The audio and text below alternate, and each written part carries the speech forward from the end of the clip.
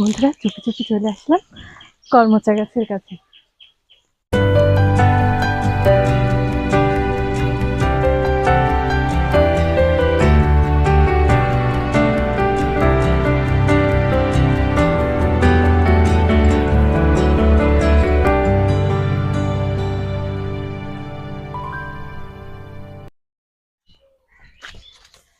নমস্কার বন্ধুরা, তনুর রান্নাঘরে আজ আমি আবারও চলে আসলাম একটা নতুন ভিডিও নিয়ে।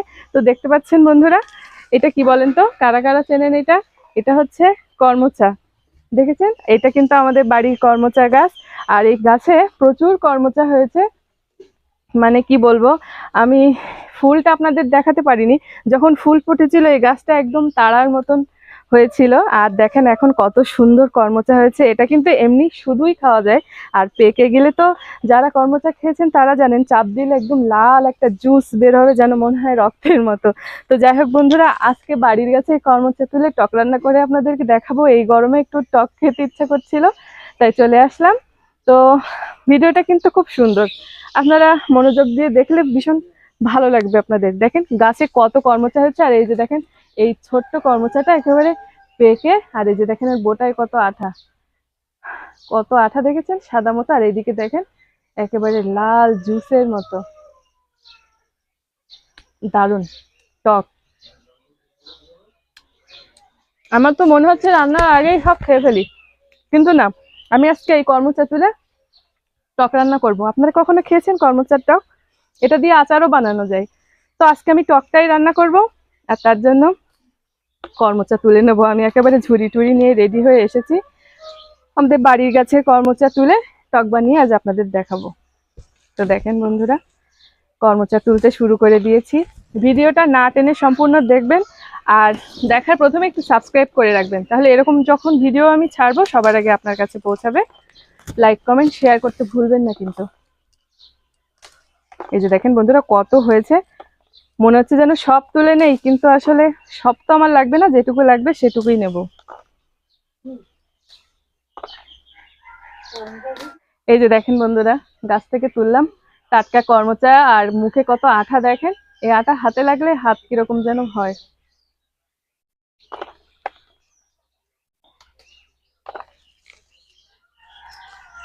বেশি লাগবে না, কিন্তু মনে হচ্ছে তুলতেই থাকি।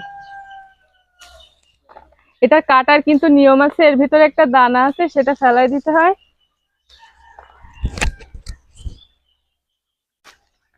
গরমের মধ্যে কর্মচার টক।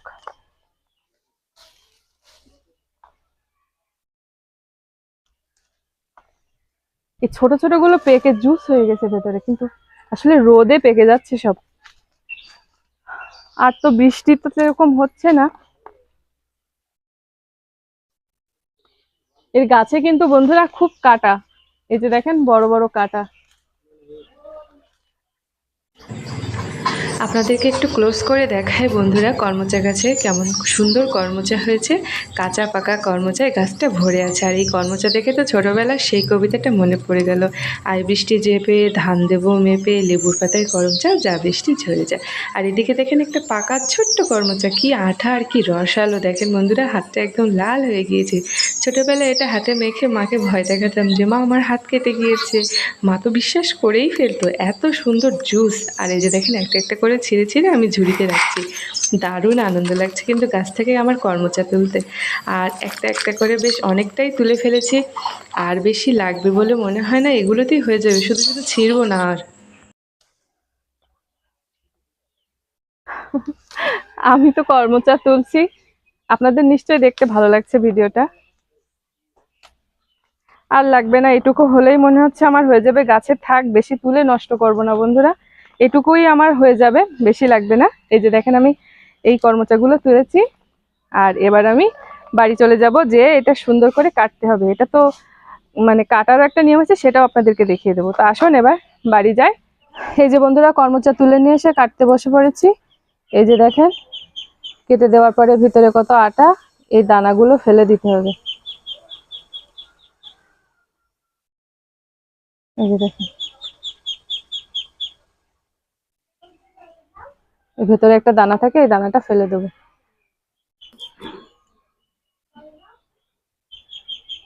কত আটা চারিদিকে।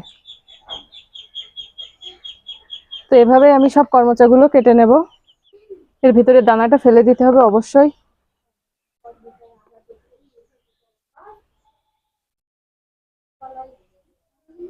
এই যে দেখেন বন্ধুরা, আমি বসে বসে কর্মচা করছি।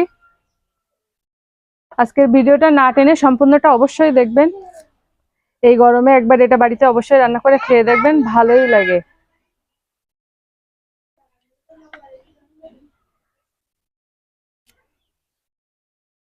সেই যে বৃষ্টি ঝড় হলো, তারপর থেকে এখনো পর্যন্ত কোনোদিন আর বৃষ্টিই হয়নি, প্রচন্ড গরম। আর এই গরমে তো টক খেতে ভালোই লাগে।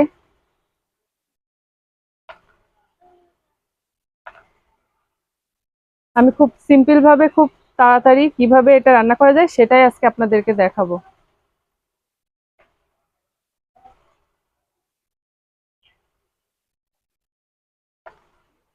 তো ফিরে আসছি সবগুলো কর্মচা কেটে নেওয়ার পরে। এখনো অনেকগুলো বাকি আছে বন্ধুরা, কাটতে হবে বসে বসে।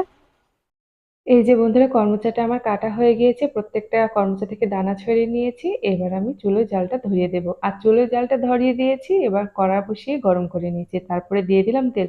সামান্যই তেল দেবেন, বেশি তেল দেবেন না, বেশি তেল দিলে ভালো লাগবে না। তারপর কালো সর্ষে ফোড়নে দিয়ে দেবেন। আর কালো সর্ষে ফোড়ন হলে যে দারুণ গন্ধ বেরোয় বন্ধুরা।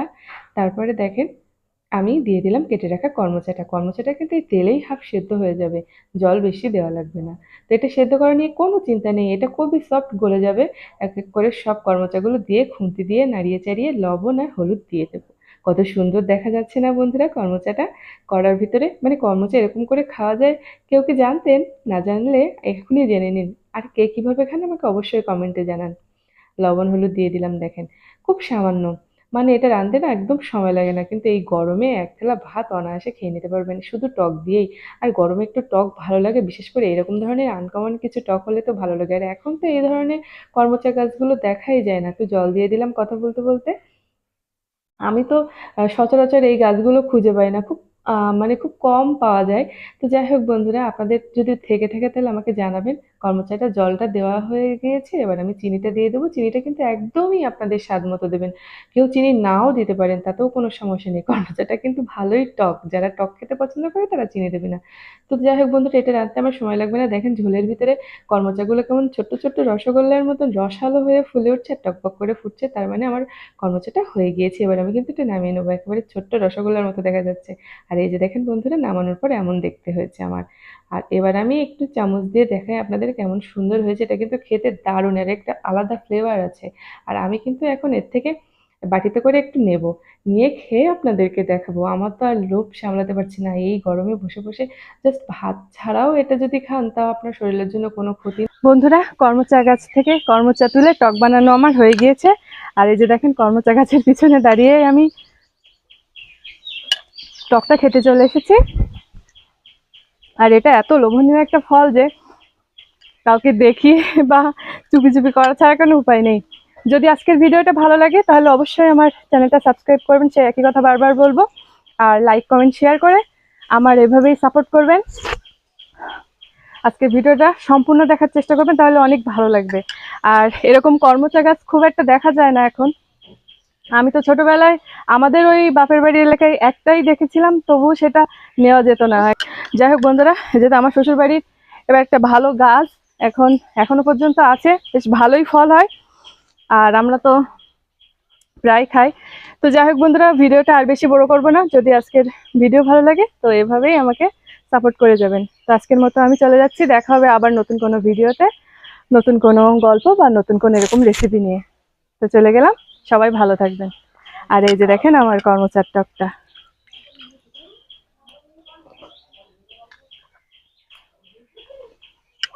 দারুণ লাগে বন্ধুরা।